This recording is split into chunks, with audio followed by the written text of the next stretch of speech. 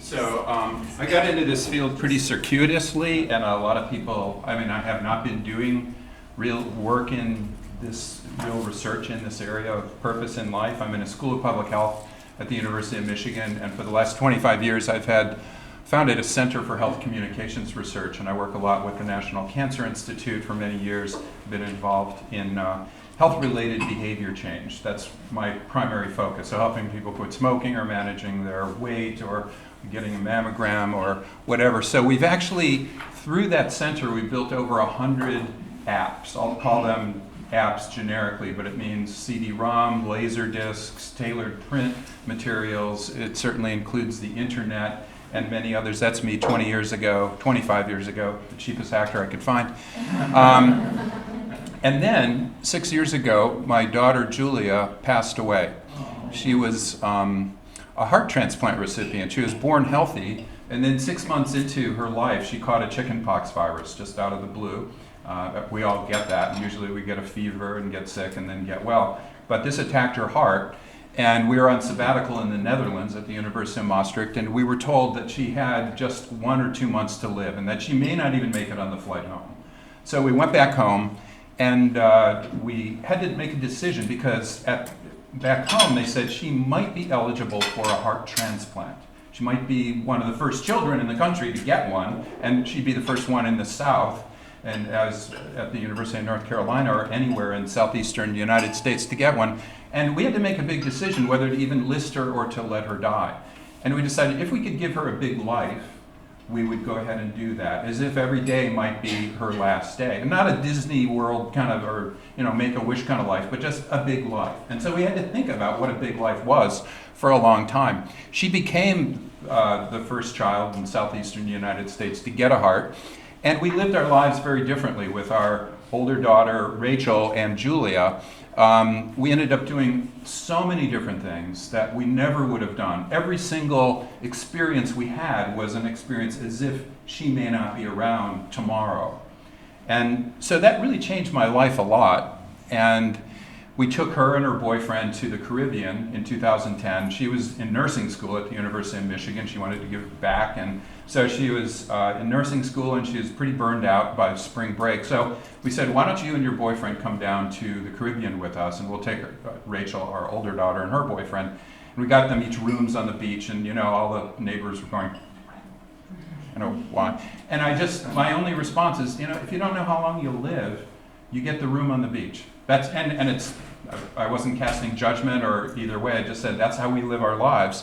And she, 3 nights into our vacation, she turned to her boyfriend before they went to sleep, and she said, "I'm so happy now, Brian, that I could die." And that night she did. She never woke up after those words. Those were her last words that she spoke, that I was so happy that I could die, which are actually very meaningful words to us. But I kind of went into a nosedive. We grieved separately. I won't get into any detail, but I just went to northern Michigan. We have a place on Lake Michigan. I did nothing but drink and eat too much and watch stupid things on television, and I literally was letting myself go. And one morning I had a big dream at 5 in the morning. I climbed into my kayak and I went out, and I actually was thinking about heading to Green Bay, Wisconsin, which happened to be 80 miles away.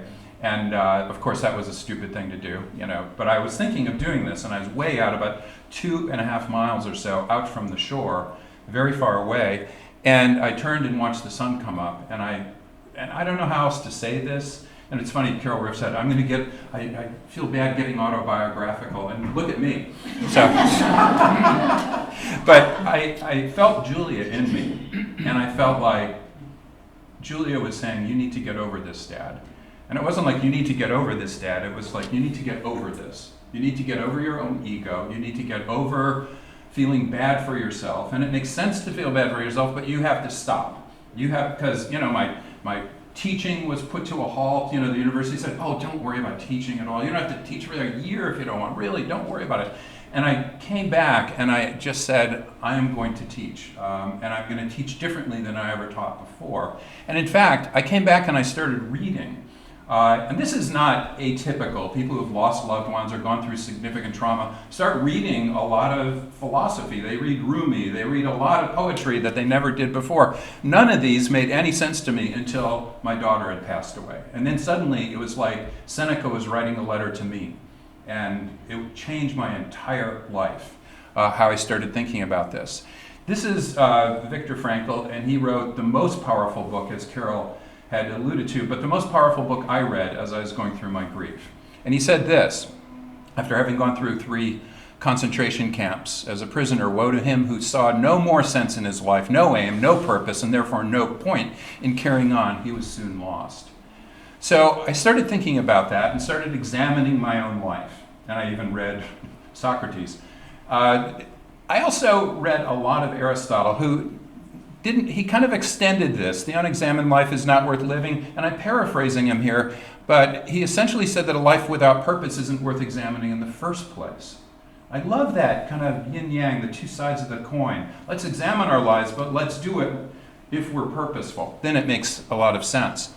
So I started thinking about that. You know, Aristotle was a street philosopher, essentially. Imagine, walking down your main drag wherever you are on campus, and you see this guy, street person, kind of blathering around, and you're kind of making this beeline around him. But he had a whole bunch of people around him, including Plato, a lot of other people kind of hanging out. And when they'd ask him a really tough question, he'd go back and consult his inner daemon. He literally would go back into the alley and say, I'll be back with you in 20 minutes. And he'd think about this. And they, in fact, used to make fun of this. And back then, Greek sculptors would create these terracotta busts of people's heads. And they likened him to having this head, but inside was this inner daemon. And in fact, these Greek sculptors actually did put this gold figurine inside these busts. And it represented the daemon. And they said, that's what Socrates is like. I thought that's so cool, this idea of the inner daemon and listening to yourself. I wanted to find out whether there was an inner daemon or whether it was located somewhere in the brain that we could actually look at, because if we could find this inner daemon somewhere, and I raised my hand in the back last night saying, I think we found someplace anyway that's relevant to this. This is what we did with Emily Falk and a whole team from around the country, actually. We took people who were sedentary, very sedentary, and we gave them an accelerometer for a week. So just like a Fitbit, we gave them this triaxial accelerometer for a week to follow, a bunch of people, and then we put them into MRI, functional magnetic resonance imaging. We had half of them recite their most important values, and the other half recited in their minds their least important values. It was a randomized trial, actually. So we randomized half to think about their other half their least important, and then we followed people with accelerometry again for 4 weeks. And every day we gave them tips on how to work out more, how to become less sedentary, reduce their sedentary behavior, but at the same time, we had a message in there about their most important value or their least important value. And these are purposeful values. We said, what are the values that give you purpose? And here's what we found. We found that over this month, and this is from accelerometry, we found a really significant reduction in sedentary behavior in the group that was thinking about their core values, that were affirming their values. And one thing I haven't heard too much is this whole theory of values affirmation. There's so much research now that's super exciting to people like me who are trying to reduce defensiveness in people, where when people cite their core values, it seems to really influence behavior, and this, sure enough, has found that. The other thing, though, we are hypothesizing that this part of the brain, the ventral medial prefrontal cortex, which is related to the self and self-related processing, would light up more when they were reciting their most important values. And sure enough, that's exactly what we found. And in fact, as people cited as more oxygenated blood flow went into the prefrontal cortex, into VMPFC, we saw even more significant reductions in sedentary behavior. Is this making sense so far? This is, like, if we can find this, then we can start, and I think Steve will probably allude to this, once you start finding certain parts of the brain that are lighting up. Another part we found was ventral striatum, a reward center, as have others like Matt Lieberman, a colleague of ours as well from UCLA. But as you start doing that, then you can start manipulating messages to see whether you can see changes in these things down the road. So this may be where the inner daemon is. I don't know for sure, but it's something that I like to think about. That. And also what's interesting, I had a Hindu priest look at these. I was in northern India and he said, oh, well, that's where the third eye is. And, right here. I said, oh yeah, that's where the Atman is, the inner self, the true self. And I said, really? We've known that for 3,000 years. I said, why? Because if you meditate in a cave for 6 months, you become your own fMRI. He said, right, we'll find out. So, does it matter, though, whether this daemon is eudemonic or hedonic? As we were talking about before, Aristotle said we have both. But there's a really cool test at the University of Michigan with 92 college students that tried 2 different forms of values affirmation, 2 different kinds. But the first thing they did was threaten their egos by saying, you know what, you weren't picked by any of these college students' groups to be part of their group. I won't go into detail, but it was an ego-threatening exercise. And as you all know, when your ego is threatened, you tend to eat more and drink more and smoke more and all of those things. You lose self-control. So they were testing that ego strength. What happens after you're told you weren't picked. And what they did was take these 92 college students and they randomized them into just write down your daily routine, the control condition. Another group, write down your hedonic values and think about those hedonic values like wealth, fame, power, that sort of thing. Or your eudaimonic values of love, community, kindness, relationships, things like that. And then they said, that's great, thanks. Sorry you weren't picked, by the way. We even have another study we'd like you to participate in. And most of the students said, look, I have anything to do except be in another study where my ego is threatened like this, thank you. They said, no, here's the deal. We have this bowl of cookies, and we need them taste tested. Oddly enough, 92 out of the 92 college students said, yes, I'm in. Where's the consent form? So, and then, as a researcher was leaving, Aaliyah Burson, along with Jennifer Crocker, one of my heroes in this area, she's found that values affirmation leads to self-transcendence. But her doctoral student did this, and as the researcher was leaving, she said, eat as many as you like. And that, of course, was the test of self-control. How many cookies did they eat? Do you know the answer? Pretty amazing. I look at my college students in my class. I have 250 students, and I say, you had your feelings hurt and you eat 8 cookies? Do you have no willpower whatsoever? And they go, no, none. So, but you see the difference. You see that thinking about values is good for you in terms of your self-control. So when we're thinking about self-control and health behavior change, we think about purpose, values being very strongly related to those issues. And so this may be one of those mechanisms, increasing self-control. Here's my daemon, my purpose: to help other people find a purpose, to teach each student as if they're my own daughter, to be an engaged husband and father, and to love and enjoy beauty. Notice the last one is very hedonic.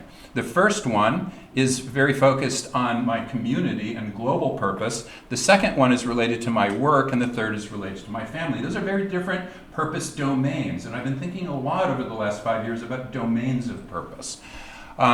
So just thinking about helping others, I thought, how am I going to help other people do this? So I thought, I'll write a book. So I decided, I might as well write this. What would Viktor Frankl do if he were alive today? That's what I literally asked myself. What would he do? He'd write a graphic novel. So I thought, I'll write a graphic novel about this. I'll talk about defensiveness, like the boiling frog kind of metaphor. I'll talk about how important it is to have purpose. I'll talk about this ego as a castle wall. I thought that'd be kind of fun. And so I put that in. And then transcending your castle wall. This really gives you so much opportunity to play with metaphors. So that's what I was doing. And just thinking about this, being out in this, in my journey, I felt like I was going on a journey. So I read a lot of Joseph Campbell. And then in reading about Joseph Campbell, I read about these sages that were part of this journey that Joseph Campbell would talk about. Who's the sage in this? Yeah, the little green creature named Yoda. How about the sage here? An insect. In other words, I started working with a Hollywood screenwriter friend of mine, and he said, the sage can be anything, but you need a sage in your book. So I was in the British Library, the British Museum, the BM, and I noticed that they had so many Egyptian artifacts, and I started noticing these artifacts, and this is a 3,500-year-old, it's like just a wall plaster, basically, stolen from Egypt, and they had these beetles, and the scarab beetle was pushing what looked like a sun above a castle wall. I thought, that is fascinating. I love this. And I started noticing this thing everywhere throughout the British Museum. And so I went back to an Egyptologist and I started asking, and I said, do you have an Egyptologist? Well, of course we do. And brought me back to the back of the British Museum, talked to them, showed me a couple more, and I said to her, this really relates to my experience out on the lake where I had this very big epiphany, this quantum change experience, and told her a little bit about that. And I told her I'm writing a book and I'm searching for a sage, and maybe the scarab would be so cool. And she said, yeah, well, his name is Khepri, whatever he or she is, Khepri, and this god is in charge of transformation and transcendence. I thought, I've got it. And then she said, well, I don't know if you really want this, because you know the model for this particular god, who is the number one god in ancient Egypt. I said, I have no idea. I said, you're not going to like this, but it's the dung beetle. I said, how could that be? I didn't believe it at first. I said, okay, well, here's the dung beetle's family name, Scarabidae. Here is the genus name, Sisyphus. You getting this suddenly? So Sisyphus, who had to roll this boulder up every day, only to have it roll back, it's so relevant to one's purpose, even if it is futile. And I also love the idea of a dung beetle, the lowest creature on the planet, has this purpose of rolling this giant ball of shit in a totally perfect direction. I thought this is very cool. And then, you read Albert Camus, the last lines in the myth of Sisyphus were these. The struggle itself toward the heights is enough to fill a man's heart. One must imagine Sisyphus happy. Isn't that a flip? Did a total flip on this disastrous endpoint that Sisyphus has. Forever, for eternity, he's going to roll a boulder up.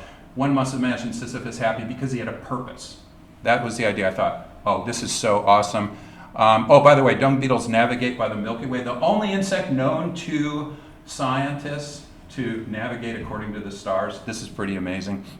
I also thought about what had happened to me, and how shit happens. Things happen to you. They happen to everybody. They've happened to everybody in this room. I'm not special. But what happens to dung beetles? They make a purpose out of it. They roll these awesome balls. They roll them a long way. They make mad, passionate love on top of the dung ball. The female lays the eggs inside. The larvae eat the dung ball. That is their purpose. That's what they do. I thought, this is so cool. So welcome. This is Winston the dung beetle. And I have a backstory. If you go to dungbeetle.org, it's a free site. You can get it. It's kind of fun. So that's what I put in. He became the sage and the smarter person than me, which is nice because I'm not that smart. So he just comes in and he is the person that talks all about what purpose does for you. And you saw some of the data yesterday on Alzheimer's disease. That's that exact graph that you showed, only in comic book form. So we could go on and on about how it helps you live longer. Even telomerase activity is increased after purpose is increased. Elizabeth Blackburn, the 2009 Nobel laureate in medicine, who's at UC San Francisco, discovered that. So really interesting stuff. And I also love the idea of transcendence, of transcending your ego and being bigger than that. Also in this book, I have an entire chapter with the Grim Reaper. We talk about mortality, salience just a little bit. So I bring him into class. Scaring the crap out of you, Anne. That's the idea, though. And, as Lucretius says, we fritter away most of our time asleep. May I use your chalkboard? Yes, of course. So he talks about, knowing that you'll die is forbidden fruit that defines the human species. Most often, you just avoid thinking about death. Serious movies about dying don't do well in the box office. But people, or you can think about an afterlife. But he says, if you start thinking about your death as being a finite period, you start living your life bigger. And, Steve Jobs at the Stanford commencement address said, death is life's change agent. I love that line. And he was dying of pancreatic cancer and knew he was.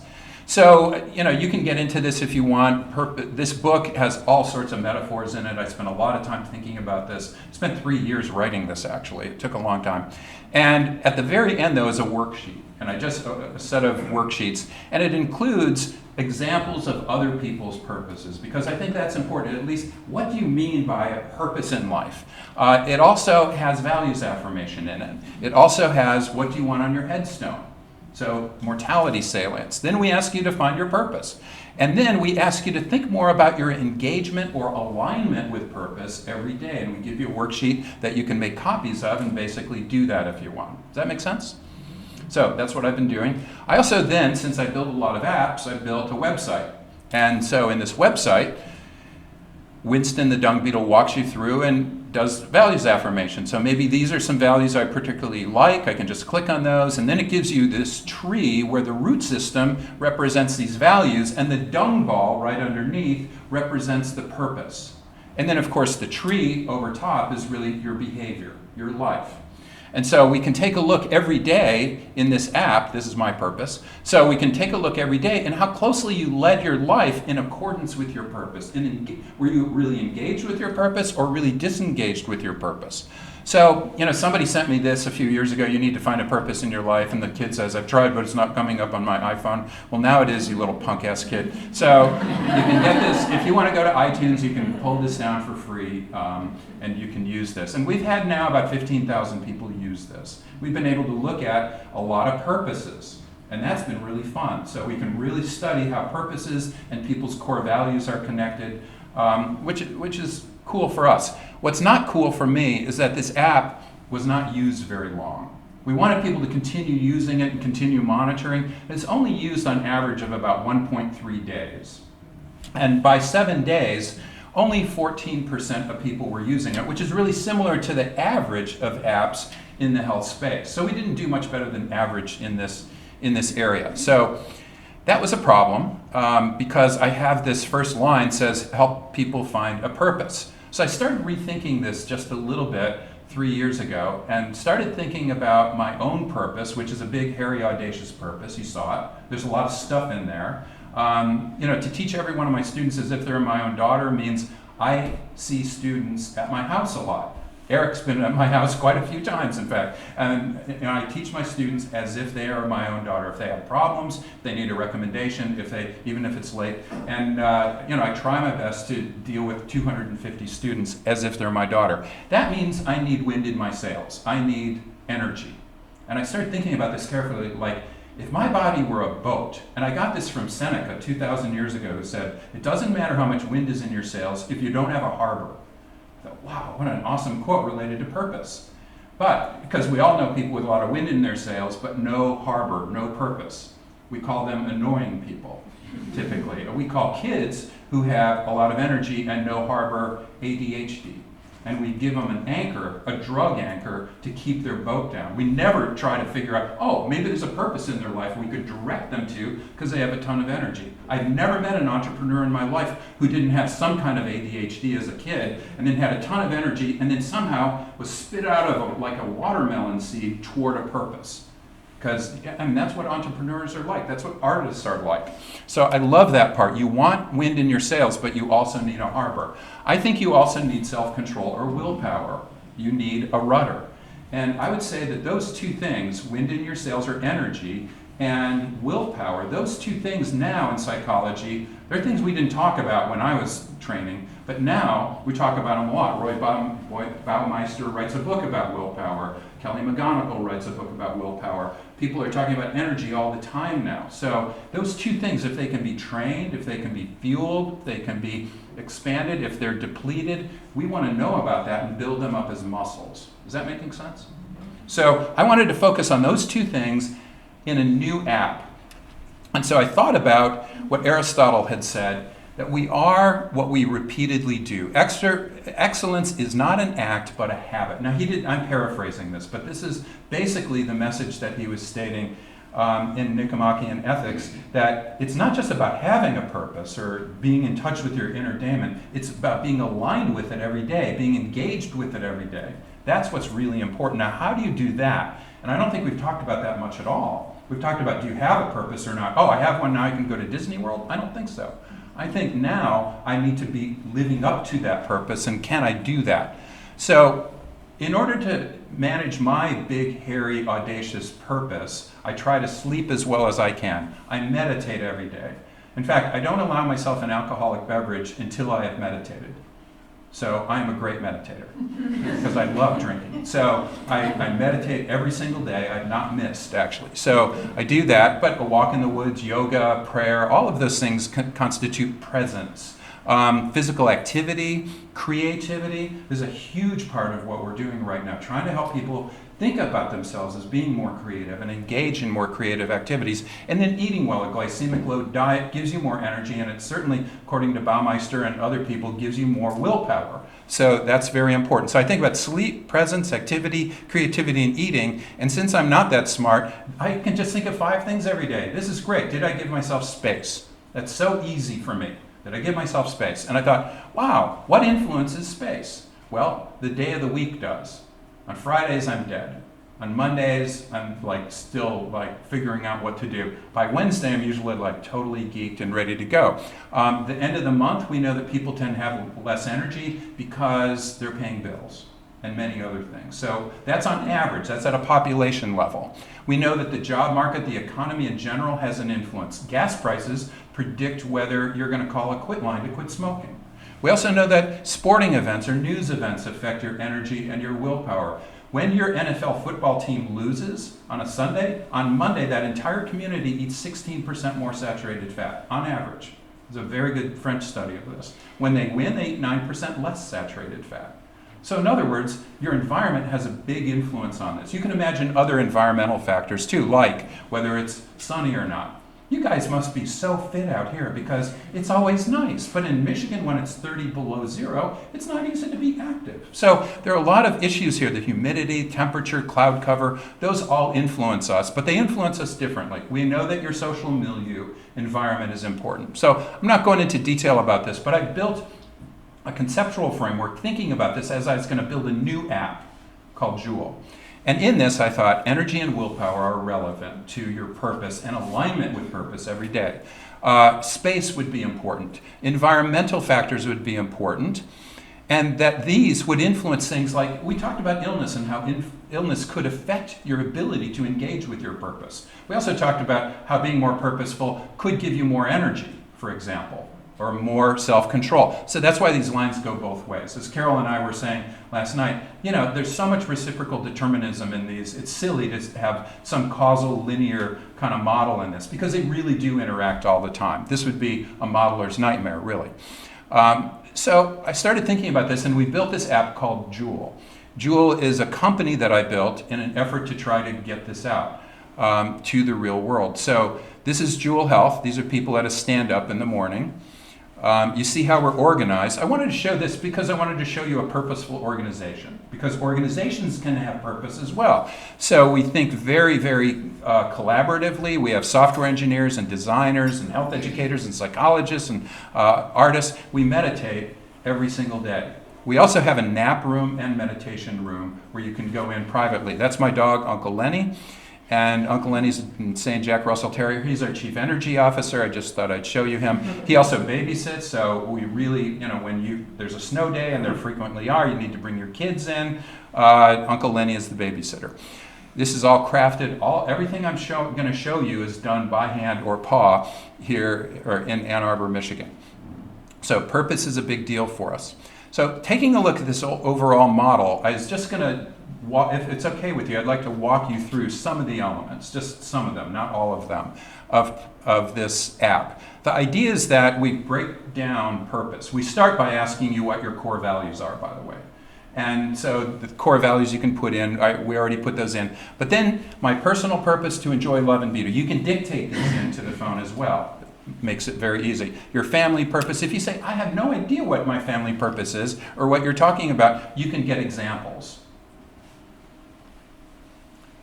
And then it automatically concatenates all of this together, so you see this purpose. It puts in the commas and the ands to turn it into an overall big, hairy, audacious purpose of you. Now, 93% of people put in, we have 1,500 users right now. This literally came out 2 months ago.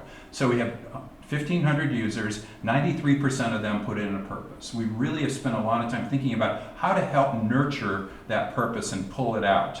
A small percentage, about 20% of people, use the direct examples. They just click and say, I want that example. That's fine with us. And then we go back over time to say, would you like to go back to your purpose? So part of a purpose is going back and re-examining it on a regular basis in my mind. You see how literal I am about purpose, though. It's not like a bunch of measures asking, whether you have meaning and direction in your life. It's, do you have a purpose that begins with to do this, to do that? This is a word cloud of these 1,500 users. Just taking a look, you can see from the word cloud I'm showing you that people's words that they use through natural language generation, we just put this word cloud together, you see how different they are. These domains are very different. And in fact, this is a very big issue for us because we want to see whether you might be really imbalanced in these domains.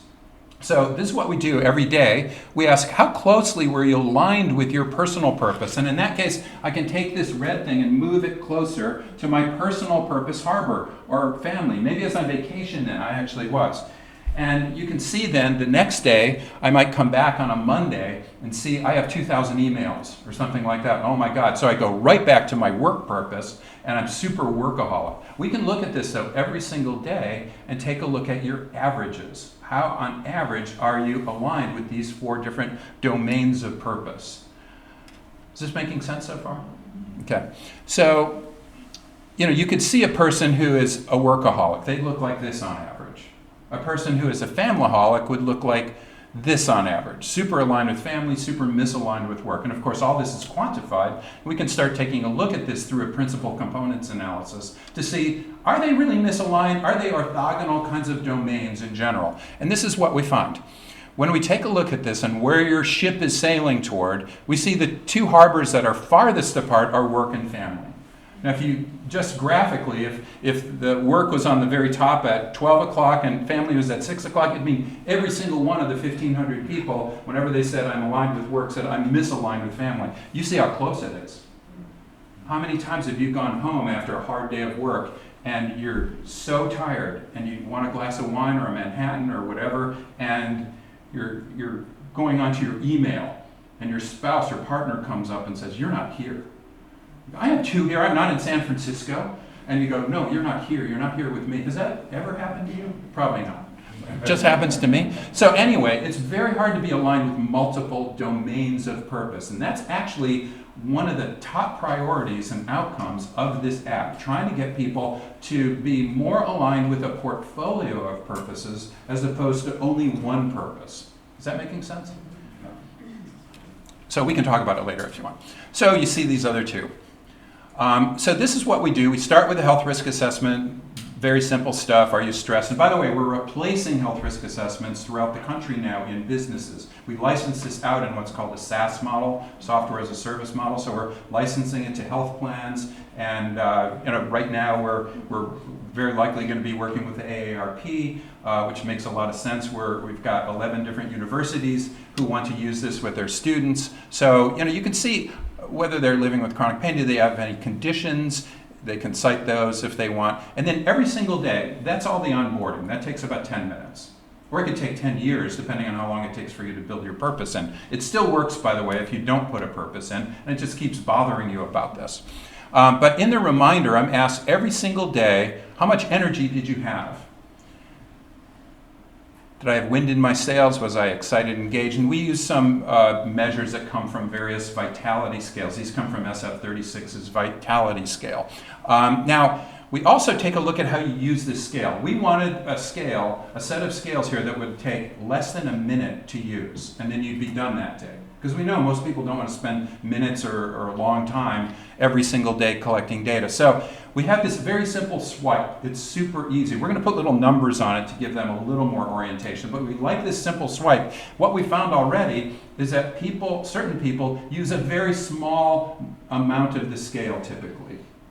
My mom, who's Norwegian, if she suddenly was run over by a car, she'd move from a 5 to a 4 or something on a scale of 1 to 10. But, so in other words, some people are like super, they don't divulge a lot about themselves. And then there are other people who are like, I want to go way beyond, I want to go bigly on something like this. So you have to adjust for that. So one of the things we've done now is use a tangential scale, a logarithmic scale that opens up the variance, but also it adjusts over time based on how you are scaling. So if you're Norwegian like my mom, it'll end up using the scale differently than if you are Donald Trump. Is that making sense?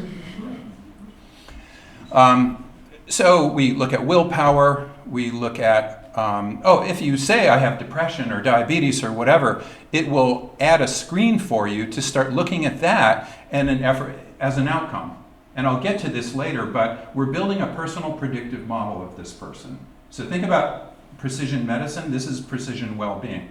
We're actually, because we're getting data over time, and over the days, we're starting to build this whole model that is relevant to you. And I'll give you a nice example, a personal example about that. So if you have diabetes, you can start monitoring that. You can connect to a device if you want, whatever you want. Now, since I was 5, I've had Tourette's, or noticed that I had Tourette syndrome. I have little tics and twitches and a lot of energy. You might have noticed that. So anyway, that sort of thing. When I was like in second grade, my second grade teacher was so frustrated with me, and this is a true story, she put me into her garbage can, her trash can next to her desk for half a year, and made me, whenever I was in class all afternoon, if I started twitching, which I did every day, I'd have to sit in the trash can in front of the whole class. And while I was sitting in the trash can while she was teaching for like half a year, I started thinking, what is causing this? And what can I do about it? Because I'd love to not sit in this trash can anymore. So I thought maybe it's stress. In second grade, I started thinking maybe this is stress. I didn't know, but I was scared. And it was a pretty difficult situation. But ever since then, I started wondering, what is giving me tics? So what makes me tick? I really wanted to find out. So in this app, you're able to put in whatever you want as an outcome. All this is a big predictive modeling engine that's very fancy. So you can put in your tennis score, your relationship with your spouse. You can put in your mood state, your depression. Anything that you're following on a relatively daily level, you can start putting into this. And so here I put in what makes me tick. It says, what adjectives would you like to use on each side of the scale? James Bond, super cool. Top. Bottom one, Twitch man. What's in the middle? I put in my own questions. So I'm literally becoming my own researcher. Now, by the way, we have tested this on the factory floor of a furniture company, and everyone can do this. We have found no one who can't do this, and they love it. They start putting in the most odd things. They're just putting in whatever they want to start monitoring. So then that becomes my new scale, and I just swipe this really quickly every day. How twitchy were you, Vic? Oh, it's super James Bond, that sort of thing. Then how well did you sleep? How present were you? How active? This connects to over 150 biometric devices, so it can connect to my Fitbit, and so I'm in San Francisco on Friday meeting with Fitbit because we want to put this into the Fitbit programming actually, and they want that. So how creative were you? Oh, by the way, creative. This is just for Carol because I think this is so cool. Did you come up with new ideas, solve any problems, any artistic activity, make connections between concepts you hadn't seen before? That's creativity. So did you do that today? And I love this particular measure. This is basically a Mediterranean diet. And then, so that takes a minute to put in. You just swipe, swipe, swipe, swipe, swipe, and you're done. Then it gives you this indicator, a visual indicator of where you are that day, based on wind in your sails, whether it's raining or not, all sorts of things. Then you're able to get a daily jewel that's tailored. I'm going through this very fast. By the way, how am I doing for time? Oh, I'm good. So it goes through this very, very quickly. If I'm not sleeping well, it gives me a sleep tip. Would you like this? These tips, by the way, come from other people. So in working with the AARP, we'll be pulling tips and strategies from other seniors in AARP who are using this that we notice have slept better or have become more present. And then we'll ping them and say, what did you do? And if a person says, well, I drank a pint of liquor before I go to bed, we'll take that out. But if it's a really good, we'll use evidence-based recommendations, but we'll also pull lots of recommendations from people who are like you, essentially your friends. And if you're in an employer setting, we can do that down to the employer level as well. So if you are going to pick one and say, I'm going to try it, then we want to monitor that and see whether that works for you. We also want to find out if you're actually practicing it. So there are two things. Does it work and are you practicing it? And for those things, we weight those higher. So think about Netflix or Amazon. Other people like you who like this movie also like this movie. It's exactly the same thing. Why we haven't done that in our field is totally beyond me. I mean, we're 10 years behind in that, in thinking about how you could use what's called collaborative filtering in a recommender system. So that's pretty easy. We have a goal setting system. Goals, we've been talking about that essentially all along. You set your own goals. You can get a history of how you're doing. And we also then look at all these big data because you have, and by the way, this is available for PCs too, so for your laptop or computer as well as for phones, iPhone and Android. But we take a look at what makes you tick. And this is where we're starting to look at a lot of different factors, the things that I talked about, time factors. Let's say you live in San Francisco, in this part of San Francisco. Right away, we know these things about you then.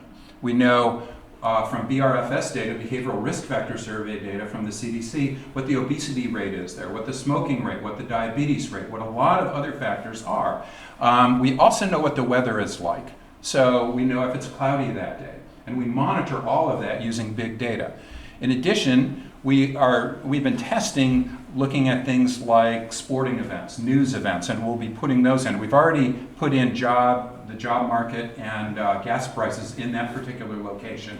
We're testing the phases of the moon, which there's minimal data for, but it's pretty interesting, and for some people it seems to be very predictive of the future for them. So we look at all of those things, and this is what you end up getting. You first of all get like a little summary of what's making you tick, what's giving you more energy and willpower and any other outcome. These are my real data 2 weeks ago. So I had been using this. It can't, by the way, open up unless you've used it for 10 days, because we need 10 days of data.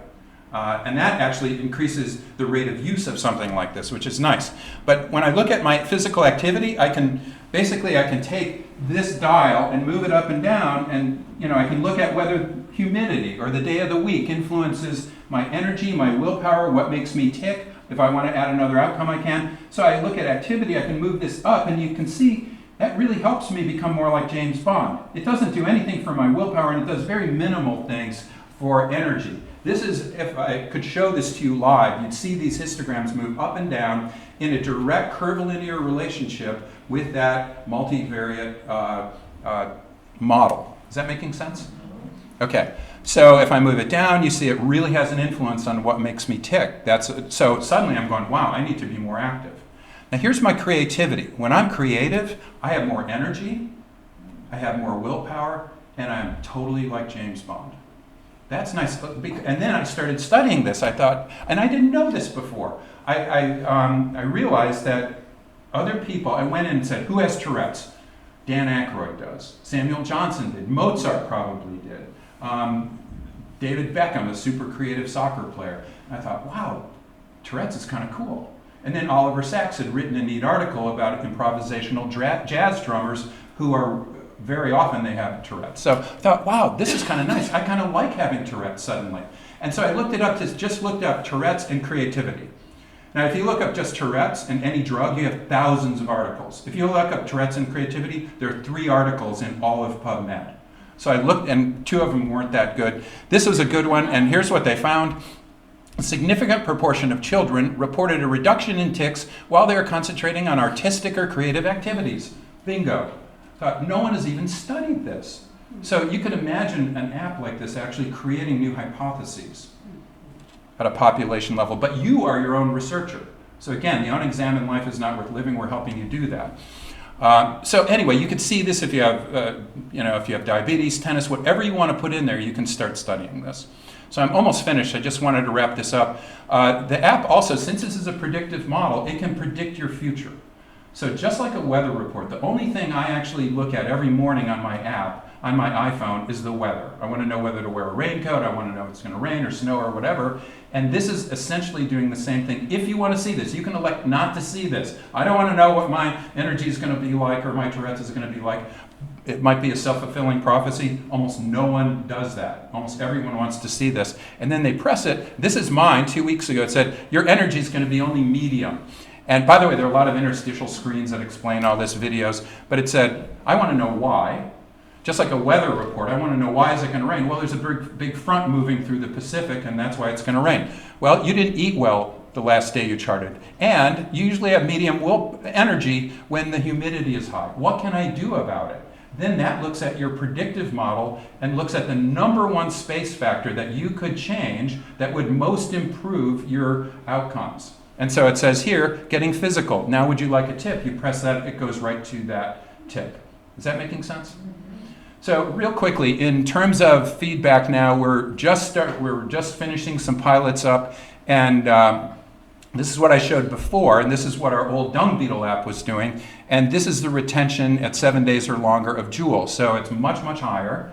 People are using it many, many more days, and consistently we've got these survival curves we're looking at. We're also testing whether people are living their life more in accordance with their purpose. And these are 41 people we followed for 2 months. And I know this is just single group data. This is very weak, in terms of validity. But I just wanted to show you what we're finding so far. Significant improvements in this alignment with purposeful living.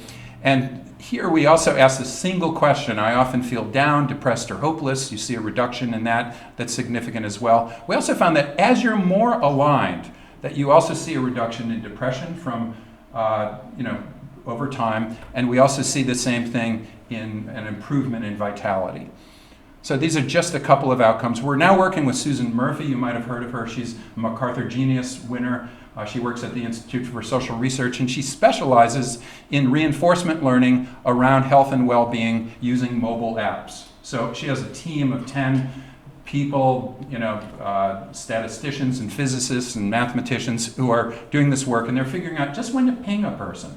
Just when should you start reminding a person that they could start working on something? She's building these within-person randomized trial models that we're going to start incorporating into our work. So just to summarize, we've got big data, we've got interesting analytics, we've got a phone, and a PC that can collect self-reported data. We have biometrics.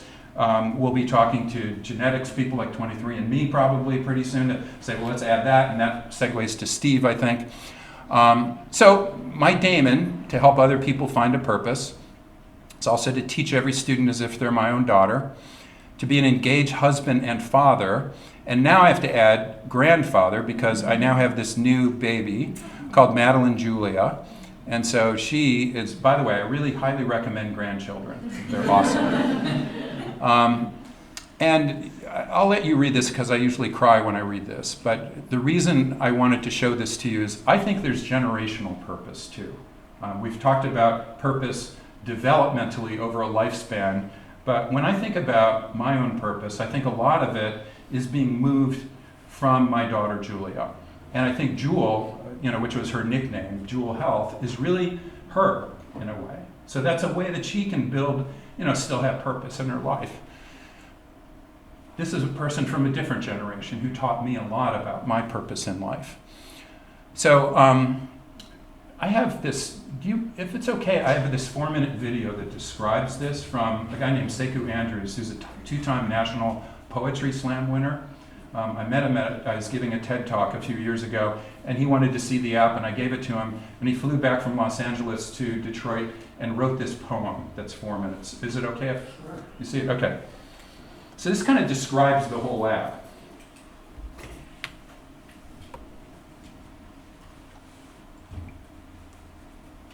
Aristotle often spoke of the idea that we are what we repeatedly do. Excellence, then, is not an act, but a habit. Power in that notion is that it pulls the philosophy from our minds and puts it in our muscles. And I would go a step further. If excellence is the destination and habits are the vehicle, then the engine that makes it drive is the unearthing of our why, purpose. And not the philosophy of purpose, like some theory learned in school with no idea how it shows up in our lives. No, the science of sustainable excellence is found in purpose applied, where it's how we live the theory that gives purpose its feet. Putting purpose into practice puts the quantum in my leap. Making sure the reasons behind the life well lived are served is what can turn my wellness from a noun into a verb. Because health means well, and wellness is certainly well-meaning, but only purpose has the means to get me to well-being. Like how sometimes my wife's kiss on my right cheek is all the sugar I need to remind me to cut the sweets that would cause diabetes. The energy that I exchange with the meaningful people who matter most is the chemistry that converts that meaning to matter. The accountability that makes all my excuses scatter. The value-driven choices that are based on my patterns. There are friends to whom I only